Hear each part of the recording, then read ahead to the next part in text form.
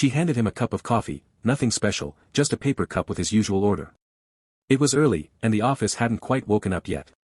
Frost clung to the windows, and the city outside was still draped in the hush of morning silence. Her hand trembled slightly, maybe from the cold, maybe from exhaustion, maybe from something she couldn't yet name. He glanced up from his desk, offered a quick thanks without looking at her face, then returned to his screen as if she weren't even there. That moment should have passed without consequence. It should have been as unremarkable as the thousands of others before it. But it wasn't. She lingered for just a second longer than usual. He noticed. There was nothing romantic about it. No flirtation. No coy smile. Just silence. Yet, in that silence, something shifted. He was her boss. A billionaire. A man known for being calculated, cold, impossibly out of reach. She was his assistant, efficient, discreet, invisible to most. She didn't ask questions, and he never gave answers. For months, they'd operated like clockwork, professional, mechanical, unfeeling. But on that particular morning, for reasons neither of them could explain, something began to change. At first, it was in the smallest ways. He began remembering how she took her tea. He started to notice when her eyes looked tired, when her shoes were worn, when her coat wasn't warm enough for the snow. She never complained. She never asked for anything. But he noticed. And she noticed him noticing. He stayed later. So did she. Meetings turned into late-night reports. Briefings became quiet conversations. Somewhere along the way, she began to laugh again, softly, cautiously. And he began to look forward to mornings. But this wasn't love. Not yet. This was proximity. Timing. Two people on parallel paths that had, against all odds, started to bend toward one another. And then came the night everything changed. It was nearly midnight. The office was empty, save for them. Papers scattered across the table. Her fingers brushed the edge of a document, and his hand moved at the same time. Their eyes met. For a full breath, they didn't move. He said something, dry, probably sarcastic. She smiled. He stared at that smile for too long. From that night on, the line between what was professional and what was personal began to blur. He invited her to a gala. She wore blue. Everyone else saw a polished assistant. He saw her, truly, fully, for the first time. And he couldn't look away. It was dangerous. It was quiet. And it was growing. But while their bond deepened, unspoken questions began to gather in the silence between them. Why did he ask about her family but never speak of his own? Why did he flinch when someone mentioned hospitals? Why did her hands shake when she held his gaze too long? There were things they didn't share. Things they didn't dare speak aloud. And when the moment finally came. When hearts bared themselves in the quiet darkness of a lonely evening, neither of them knew what they were truly stepping into. Because some stories begin not with fireworks, but with silence. With restraint. With secrets. And Elena Ramirez? She was carrying more than just her love for Alexander Vale. She was carrying something he didn't know existed. And she was determined to keep it that way. Welcome to True Love Stories headquarters. The home of real stories. Real emotions. If you're ready, we'll begin. Elena Ramirez arrived at Vale Corporation 5 months before that fateful morning with the coffee. She'd taken the job out of necessity, not ambition. Her mother's treatments were expensive. Her student loans, suffocating. And she'd learned early on that love had no place in survival. She never planned to work for a man like Alexander Vale. His name sat at the top of every financial publication. His face was rarely seen. People whispered about him. His brilliance, his precision, his impossible standards. They said he didn't smile. They said he never got involved. But he noticed Elena on her first day. She was efficient, but not robotic. Quiet, but not timid. When others panicked around him, she remained still. That stillness wasn't passivity, it was presence. A rare kind of calm that unsettled and intrigued him. She didn't fawn. She didn't flatter. She did her job with a kind of dignity that demanded respect. And Alexander, who had grown used to people bending themselves into new shapes just to please him, was quietly drawn in. Their days grew longer.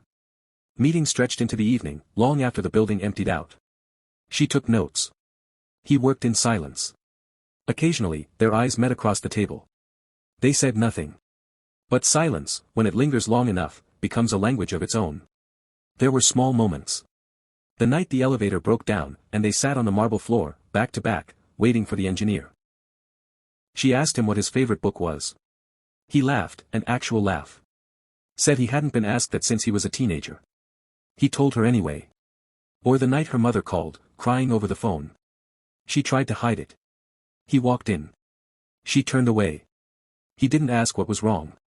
He just quietly extended his black card and said, "Take care of it." She refused it. He didn't insist. But the next morning, a private doctor arrived at her mother's house. Fully paid for. She never asked how he knew the address. And then came the storm.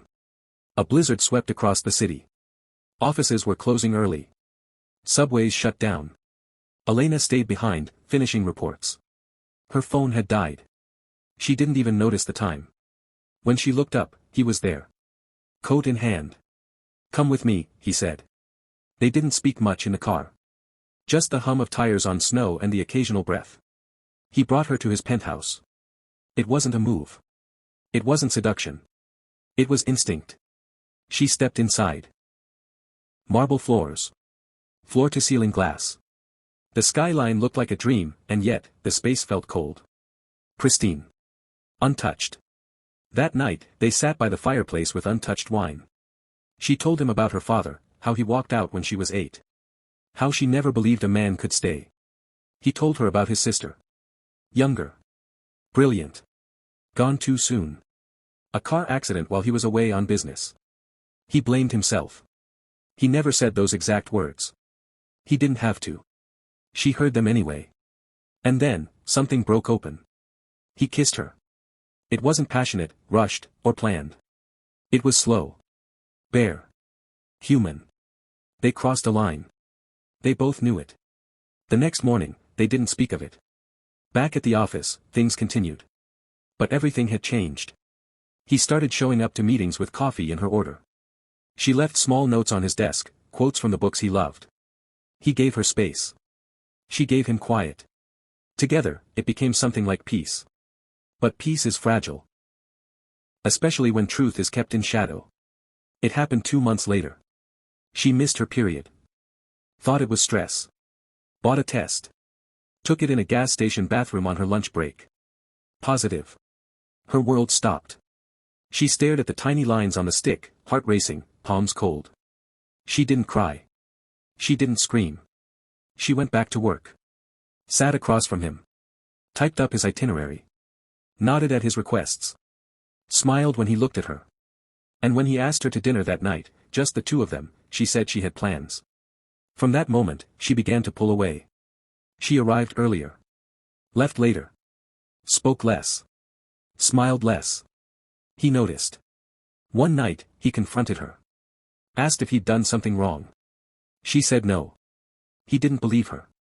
But Alexander Vale had always respected boundaries. Even when they broke his heart. A week later, he left for Tokyo on business. He didn't tell her in person. Just a message through his secretary. And when she saw the tabloid photo, him at a charity gala beside his former fiancée, it wasn't the image that crushed her. It was the caption. Alexander Vale, alone no more. She packed her things that night. Wrote a letter. Left it on his desk. She didn't tell him about the baby. And she never looked back. 3 months passed. Then 6. She moved in with her cousin 2 towns over. Got a job at a local library. Her belly grew. So did her silence. She told no one who the father was. And every night, she wondered if he ever read the letter. If he ever wondered where she'd gone. If he ever thought of her. The baby came in spring. A boy. Dark hair. Quiet eyes. She named him Samuel. And every time he looked at her with that deep, watchful gaze, she saw Alexander. She never expected to see him again. But love doesn't always end where it should. And Alexander Vale? He had unfinished business. He had read the letter. And he had finally found her. It was a year and 4 months before he found her. Alexander Vale had searched in silence, in secrecy. He hadn't told his board. He hadn't told his friends. Truthfully, he didn't have many to tell. After Elena vanished, he unraveled, quietly, methodically. He didn't fall apart in public. No, he was too disciplined for that. But his days grew longer. His temper shorter. His world, a polished empire, began to feel like glass beneath his feet. He had read the letter the night he returned from Tokyo. It was brief. Polite. Thankful. There were no accusations. No explanations. Just distance, and a single line that haunted him for months. Please don't look for me. This is what's best. But he did. He searched every record, called every contact. Every attempt hit a wall. Her apartment was vacated. Her phone disconnected. Her mother had moved to a care facility. Even she didn't know where Elena had gone. He hated himself for not seeing it. For not realizing how much she was carrying, alone. And so, when he found the tiny bookstore tucked between a laundromat and a florist in a quiet coastal town, he didn't walk in right away. He stood outside. Watched her through the glass. She was shelving books. Hair tied back. Simple clothes. There was no trace of the woman who once walked the marble floors of his high-rise. She looked, at peace. And then, a sound, soft, but unmistakable. A child's laughter. A little boy ran across the store, clutching a toy airplane. His curls bounced with each step. He looked up at her with bright eyes and shouted, "Mama." Alexander couldn't breathe. He knew. He knew before he stepped inside. He walked in, and the tiny bell above the door rang. She turned. Their eyes met. Time stopped. He said her name. Once. Quietly. Like a prayer. She didn't answer. She didn't move. The boy stood between them now, looking from one face to the other, sensing something in the stillness. Alexander knelt. "Hi," he said softly. "What's your name?" The boy blinked. "Samuel." He nodded, a faint tremor in his voice. "That's a strong name." Elena stepped forward, placed a hand on her son's shoulder. She was calm, but her eyes were full of storm. "Why are you here?" His voice cracked. "Because I never stopped looking." The conversation that followed wasn't gentle. She was angry. Not for what he'd done, but for what he hadn't. For disappearing. For the silence. For making her feel like nothing more than a passing chapter. He told her the truth, about the trip, about the photo, about how lost he'd been without her. She didn't cry. She'd cried enough. Instead, she asked him a question he didn't expect. "Why do you want to be here now?" And he answered without hesitation. "Because he's my son. Because you're the only person who ever saw me for who I really was. And because I've loved you every single day since the moment you left."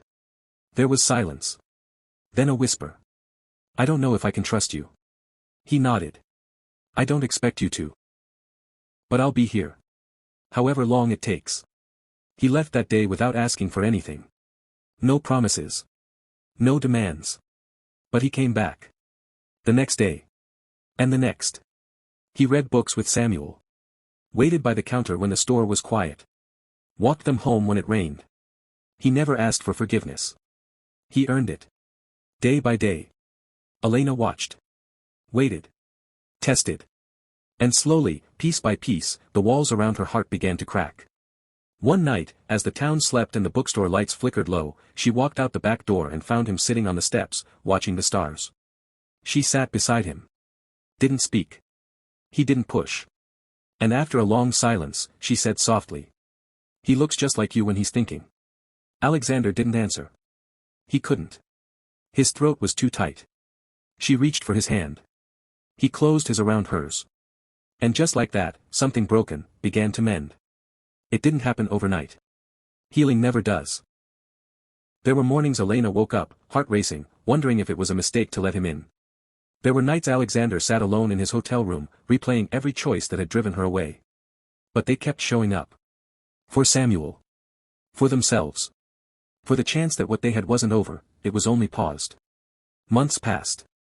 Alexander bought a small house outside of town. Nothing extravagant, just space for books, quiet dinners, and a child's laughter. He planted a tree in the backyard, said he wanted Samuel to watch something grow. He didn't move too fast. He didn't ask to stay the night. He asked to walk Samuel to school. To fix the leaky sink in her kitchen. To cook dinner on Fridays. Trust isn't given. It's earned in quiet, consistent moments. One autumn morning, Elena found him asleep on the couch, her son curled up on his chest. The fire had gone out, and his arm was wrapped around the boy like it belonged there. She stood there, hand over her mouth, tears in her eyes. Not out of sadness, but because it was the first time in years she felt safe. That winter, Samuel got sick. Nothing serious, but enough to scare them both. Elena panicked. Memories of hospital bills, long nights alone, came rushing back. But this time, she wasn't alone. Alexander never left the hospital room. He brought food. Held her hand. Let her cry into his chest. And when the fever broke, and their son fell asleep between them, she looked at him, really looked. And whispered, "You're home now." They didn't rush into marriage. They didn't need a grand gesture. Their love was quiet. Intentional. She said yes on a Tuesday, over coffee and mismatched mugs, with Samuel painting spaceships in the background. The ceremony was small. Her mother was there. So was his. He'd reached out. He was rebuilding. Elena wore white. Alexander looked at her like he was seeing sunlight for the first time. And when they said their vows, they didn't promise perfection. They promised presence. Patience. Forgiveness. Samuel was the ring bearer. He dropped the pillow halfway down the aisle. Everyone laughed. Especially them. And in that laughter, in that moment frozen in time, their love felt whole. Not perfect. Not easy. But real. Because sometimes, the most powerful love stories aren't the ones that begin with fireworks. They're the ones that survive the storm. That heal. That stay. Some time later, Elena stood at the doorway of that little bookstore, watching her husband chase their son through the trees behind the shop. She smiled, pressed a hand to her belly. Another heartbeat. Another beginning. This love story wasn't just about two people finding each other. It was about what happens when they choose each other again, and again, and again. Even when it's hard. Even when it hurts. Because real love isn't just felt. It's built. Brick by brick. Breath by breath. And some love stories. They don't just live in memory. They live. Right here. Right now. Forever. This is True Love Tales. Real stories. Real emotions.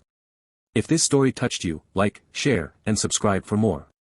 Tell us in the comments, have you ever loved someone enough to wait for them? Or, to forgive them? Because sometimes, the stories we tell, are the ones we've lived.